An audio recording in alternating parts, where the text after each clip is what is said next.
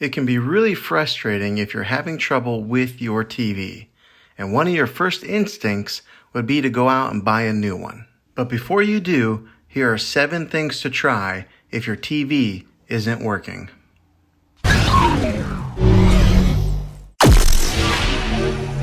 The first one is to trace the cable and make sure that your TV is actually plugged in. The second one, it might be an obvious one, but that's to make sure that the TV is turned on.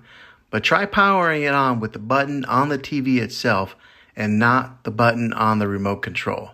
The third method would be to check the remote control batteries.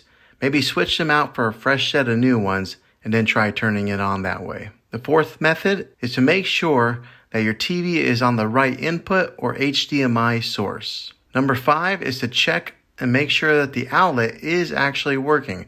Maybe plug it into a different wall outlet or check your fuse box to make sure that there is power going to that particular wall plug.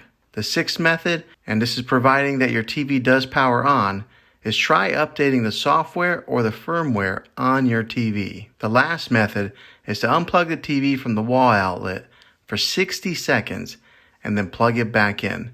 Now make sure you be patient here and wait the whole 60 seconds.